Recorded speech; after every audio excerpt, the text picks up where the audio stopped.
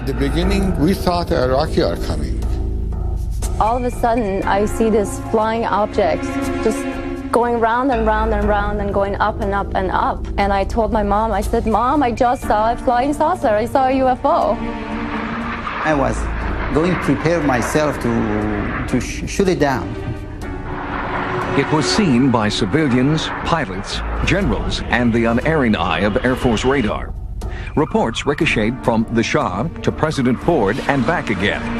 The film that you're watching recreates the day's events with the actual military personnel who witnessed the most compelling UFO encounter sightings has ever investigated. This film, seen here for the first time outside of Iran, was produced by the government and, in a bizarre twist of fate, would one day be used by the Ayatollah Khomeini to discredit the Shah. When I saw this object is flying that fast, then I thought this is not a helicopter and this is not an aircraft. By that time I said, oh, should be some kind of UFO. Radar readings taken inside the control tower at Mehrabad Air Force Base indicated the object was at least as large as a Boeing 707 tanker. The situation was serious. Brigadier General Nader Yousefi, base operations commander and the number 3 man in the Iranian Air Force, was notified immediately. So I picked up the phone and it was a base commander. He wanted me to know they are going to have the airplanes to take off from his base for the scramble mission. General Yousefi authorized an immediate scramble mission. An Iranian Air Force F-4 Phantom jet fighter was ordered to engage the UFO and determine what it was. The F-4 approached Mach 1 in its pursuit of the UFO.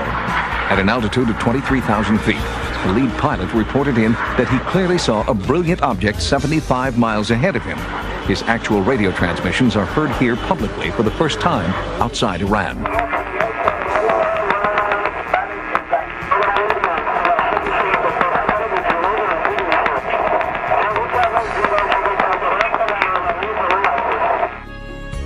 The F-4 was closing fast, but when the pilot got within 10 miles of the UFO, all onboard instruments failed. The F-4 retreated and then came in for a second pass. Again, the instruments failed.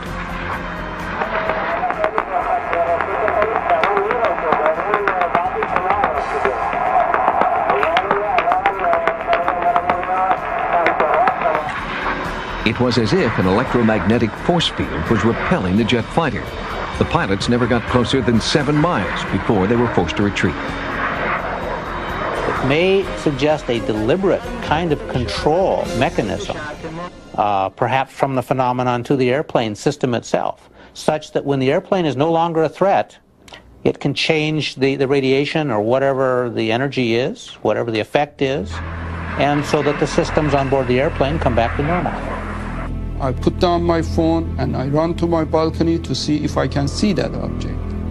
I saw a big star among the other stars, which it was at least twice as large as the normal stars. I asked the tower what happened and he said he lost the communication again. General Yousefi ordered a second F-4 to engage the UFO. The lead pilot was Iran's #1 top gun, Major Parviz Jafari.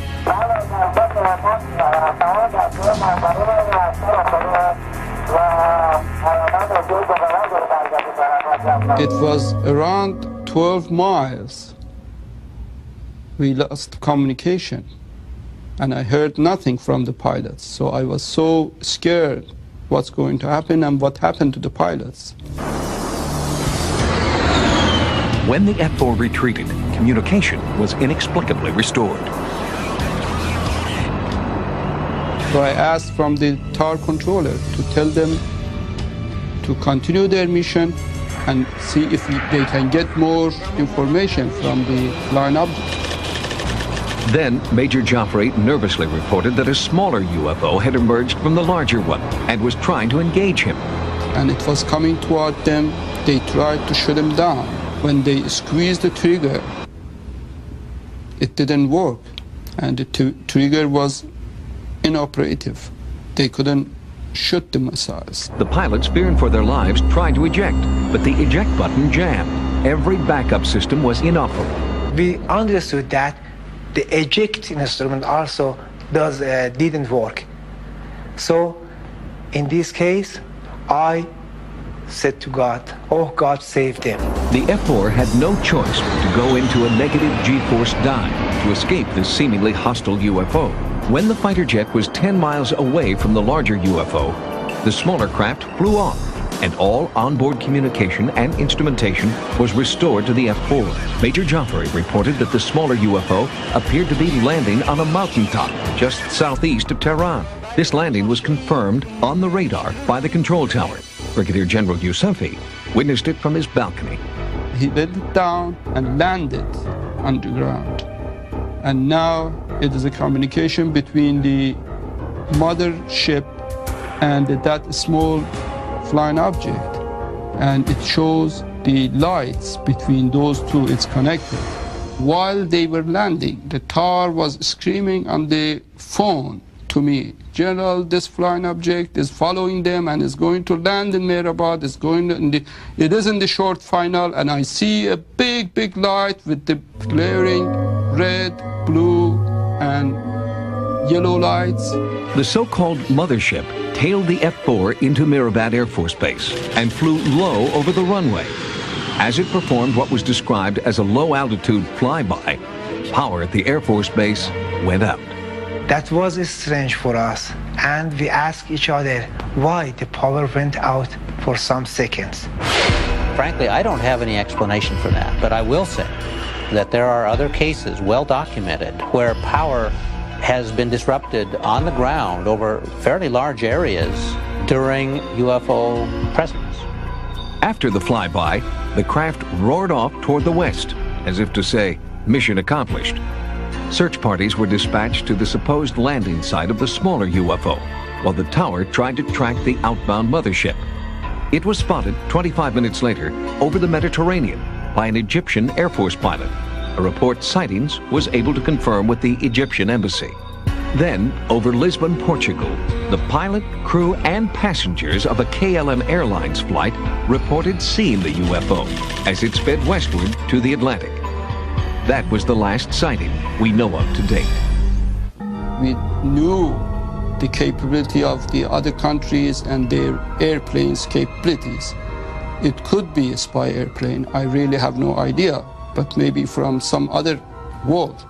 The day after the otherworldly encounter over Tehran, it was front-page news in both the Farsi and English-speaking newspapers throughout Iran. At the same time, Iranian and U.S. officials were meeting behind closed doors. This particular case is interesting from another standpoint, and that is the involvement of the American government. General Sabahat, now in exile in California, was the vice commander of the 2nd Tactical Fighter Base. He told sightings that the day after the UFO event, he attended a top-secret meeting between the Imperial Iranian Air Force and the U.S. Air Force. General Secord, which was the head of the U.S. Air Force in our Air Force, probably commanding officer and operation, pilots, approach control of civil aviation. Hussein Parouzi, an air traffic controller at Mehrabad Air Force Base, was also present at that meeting. When they heard our report and the report of the pilot, they concluded that no country is able to have such a technology, and all of them believed it should be a strange object from other spheres. I collected the reports and I made my own observations as a report to my higher echelon, and we sent this report through the Joint Chiefs of Staff to the Shah's intention. They collect all of those information and send it to the United States by General Secord, because he was the head of the U.S. Air Force in our countries. The secret meetings continued, and rumors of a calculated disinformation program seemed to be borne out by the changing face of Tehran newspaper headlines. Day 1. Day 2. Day 3. Day 4. On day 5, the press reports the entire incident is a hoax. I don't know why the appropriate authority prohibited me to interview with the press or news reporter. I don't know why this information is prohibited from the public. Somehow the government doesn't want to open up to the public. I don't know why, but... Despite media dismissals of the event as a joke, our sources report that a full-scale military investigation continued to search for answers. I asked from the pilot of the F-4 to go and to look after that flying object. He knew where it landed. And when they flew and the army personnel, they were in the area, they couldn't see anything. The general who headed that search still lives in Tehran and denied repeated requests for an interview. But others who were present told sightings that no physical evidence of a UFO was found on the mountaintop where so many had reported seeing a small craft landing. However, for the first 3 days after the incident, there were serious electronic anomalies in the area. The beeping sound that was picked up could be one of a number of things. It might be technology. In fact, depending on the frequency stability and interfrequency pulse and other factors like that, it very likely is a technology of some sort, as opposed to a natural phenomena. And then there is this. An American Defense Systems Program satellite operated by the U.S. Defense Department picked up signals from an unidentifiable technology on the same night the Iranian Air Force was scrambling over Tehran. Experts from DSP are revealing this information for the first time. We saw something. The DSP satellite is, in fact, a spy satellite that monitors airspace in military hotspots. On the night of September 19, 1976, the satellite was scanning the skies over Tehran. That's an independent confirmation that an event of some type occurred at that time and place. What it was, we don't know. Sightings asked the experts to explain the meaning of 238 scans, possible SR, but they told us that information was top secret. Right now, all we can do is say, yes, there was something there. Certain agencies, including the CIA, have gone on record as having information on this particular case. In fact, Sightings has obtained these documents from the United States Air Force Security Service that confirm our government's involvement in the UFO investigation. And, according to this Washington Post article, the investigation was still in full force as late as 1979. Now, what does that say? It says that somebody thought this case was very, very important when it happened. Why, after this many years, that's still important, I think is a fundamental question. And the American people deserve to know what happened. Good morning, ladies and gentlemen. My name is Parviz Jafari, and I'm a retired general of Iranian Air Force. At about 11 p.m. on the evening of 18 September 1976, citizens were frightened by circling of an unknown object over Tehran, the capital city of Iran, at a low altitude. It looked similar to a star, but bigger and brighter. They reported it to the tower and was seen by Towerman 2. He alerted the Air Force Command Post, and Deputy General Yousefi decided to scramble an F-4 jet to investigate. The pilot in the first jet lost instrumentation and communication when he got too close to the brilliant object, so he headed back. About 10 minutes later, they scrambled a second jet which I was piloting.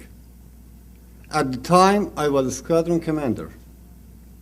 I approached the object, which was flashing with intense red, green, orange, and blue. The light was so bright that I was not able to see its body. The sequence of flashes was extremely fast, like a strobe light. We locked on it with radar it was at 30 degrees left, at range of 25 miles. The size on the radar scope was comparable to that of a 707 tanker. 4 other objects with different shapes separated from the main one at different times during this close encounter. Whenever they were close to me, my weapons were jammed and my radio communications were garbled. One of the objects headed toward me. I thought it was a missile. I tried to launch a heat-seeker missile to it, but my missile panel went out. Another followed me when I was descending on the way back. One of the separated objects landed in an open area radiating a high bright light in which the sands on the ground were visible. We could hear emergency squash at all the way, which was reported by other airliners flying at the time and continued for another couple of days. During my interview at headquarters, after the incident, the American Lieutenant Colonel Alan Moy took notes, but after it was over, I could not find him to talk with. Later, once classified document was released here in America through the Freedom of Information Act. The Defense Intelligence Agency documented the event in a great detail, and it was sent to NSA, the White House, and the CIA. The DIA assessment said this case is a classic that meets all necessary conditions for a legitimate study of the UFO phenomena.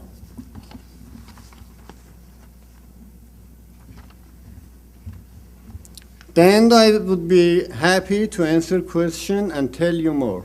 Thank you.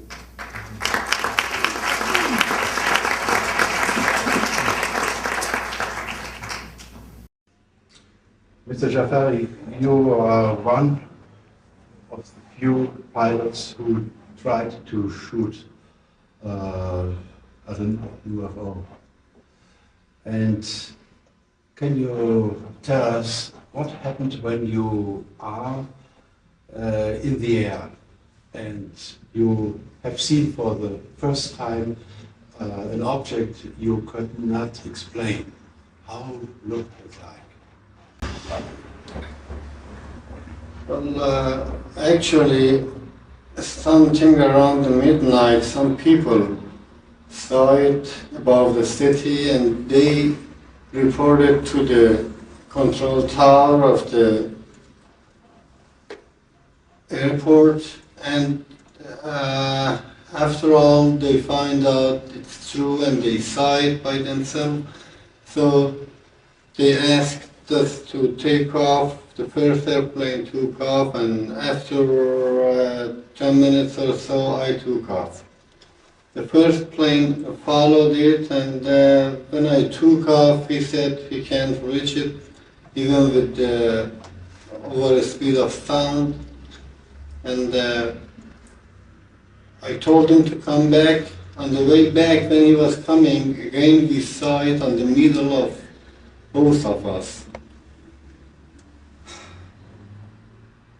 When I saw it, it wasn't a thing that I could see. It was some lights flashing, green, amber, blue, and red. These four colors was flashing from four sides of an object which could not be seen by itself. However, after a few minutes, when I was looking straight ahead and going through it, toward it, it all of a sudden jumped out about 10 degrees to the right, which I couldn't imagine how fast it was. And when I'm now thinking, the acceleration of the movement and also the G was taking of that movement. However, each time I was pointing the nose of the aircraft toward this thing, after a while would jump another 10 degrees to my right. Until about 70 degrees turn, we had little by little turn to have it on the nose, and also I was climbing and going forward to it. I asked the radar, the control tower, if the ground, the airport radar has it inside. They said the radar is not operational at this moment. So my back-sitter, he told me that I locked on. I told him to brake lock and paint it very perfectly with the movement of the antenna upward. So I found out that it is above the horizon, so I was sure that it is the object, not anything else on the ground probably. So we locked on it. It was now 26 miles away us, and we figured out, we calculated the altitude was 33,000 feet. So I didn't pull up the nose too much to let the aircraft go forward also, because I find out that I have 150 knots closer airspeed. So after a while again, I was looking at it, and also inside the radar. This time when I looked at the radar, we were close to 25 miles, which it means 1 mile we got closer. And all of a sudden, by the chance of course, I was looking at the radar, I saw it jumped back about 2 miles and went to the 27 miles and stopped there. It was something unusual to have such a thing flying above that altitude and doing all these things. So between all of this wandering, I saw a round thing which was bright, about half of the size of the moon, and moving downward, came below the horizon, and from below the horizon it started to come toward me. I was really scared at this time. I thought maybe this is going to be a missile or something that they launched toward me.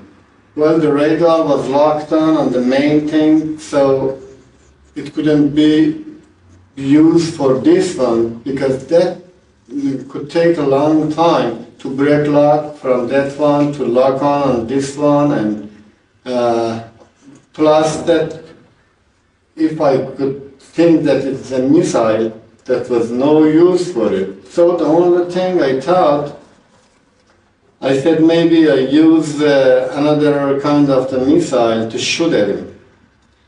So when I selected the missile, by the time it was coming from the below horizon toward me and upward, when I looked to my missile panel to see if the missile is selected or not, I saw all of the instruments are fluctuating, and plus lots of statics in the radio hearing, and there was no lights inside the missile panel. So I knew there's no use for none of these things.